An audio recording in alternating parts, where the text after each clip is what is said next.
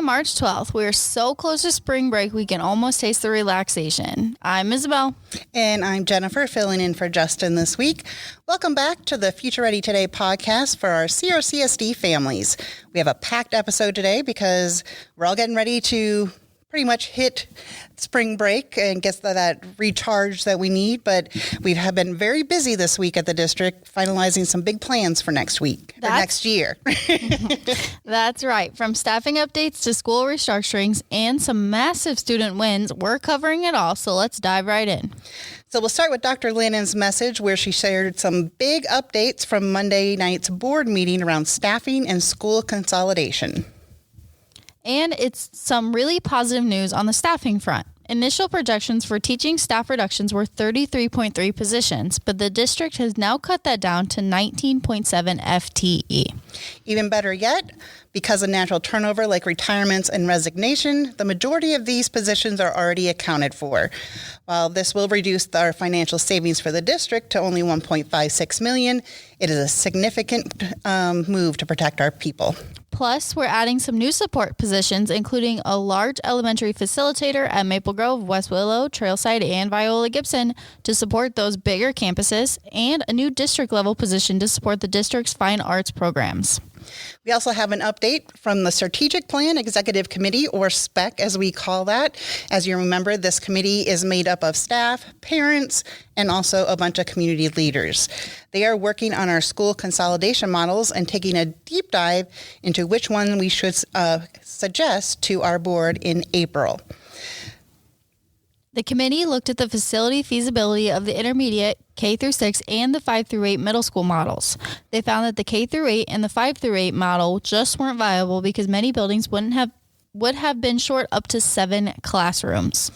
So they are narrowing their focus just to the intermediate model. This model saves the necessary $5 million the district needs for financial stability, keeps our 5th and 6th graders in an elementary style environment, and the exciting news, it creates opportunities to introduce fine arts earlier to students. Now mark your calendars for April 1st. We'll be holding informational open houses that evening so you can see the proposed boundary revisions and ask questions.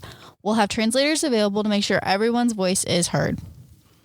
Now, for some more exciting news, move over Friday Night Lights. Our academic decathlon team just dominated the state competition. At Jefferson, they didn't just win, they secured their 26th consecutive state title. That's over a quarter century of absolute dominance. And they're headed to nationals next.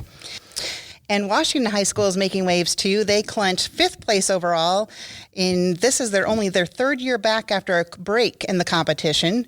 These students put in about 800 hours of studying starting back in August.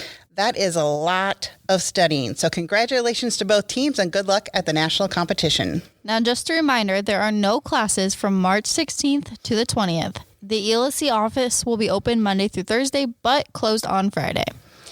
And if you're on the fence about the Magnet School Lottery, the clock is ticking. The deadline to apply for the lottery is tomorrow, Friday, March 13th at midnight. If you want a specialized theme like STEM or the arts or even medical field for your child, get that application in via the parent portal. Are you looking for some summer plans? Discover Summer Camp is back June 15th through the 26th at Harding Middle School for grades 3 through 5. Everything from coding and chemistry to show choir and CSI. On the health side, we want to remind families that our MetroCare Connections, which is the clinic inside some of our schools, still offering free sports physicals to students. Give them a call at 319-558-2481 to get your athlete scheduled today. We also want to give Janessa Carr a shout out and her team for earning the bronze tier in the Crisis Go Safety Innovation Program. It's a huge step in making our emergency communications faster and more proactive. If you've driven past Washington High School lately, you've seen the dust and the noise, of course, but there's some great things coming out of there that are going to modernize our campus in the future. The expansion includes a dedicated freshman academy to help 9th graders transition smoothly and a CTE powerhouse with state-of-the-art labs for hands-on career training. Check out the video in the newsletter for a behind-the-fence tour. Before we go, let's see what's happening in our classrooms across the district. 8th graders at McKinley took their earth science lab outside to analyze rock samples. Harding students dissected squid to learn about evolutionary history. JSA, their handbell choir performed for residents at Cottage Grove Place, venturing boldly out there. And Trailside, KCRG's A.J. Rickman visited kindergartners to wrap up their weather union. And in the news, the Gazette is covering our reduced staff cuts and negotiations for new contracts that are set to begin this week. Or next week, right? No, after spring break. Yes. After spring break. We're just really looking forward to that break. Yes. But that's it for us. There will be no newsletter or podcast next week during spring break. We'll see you back here on Thursday, March 26th. Enjoy your break, stay safe, and as always, stay future ready.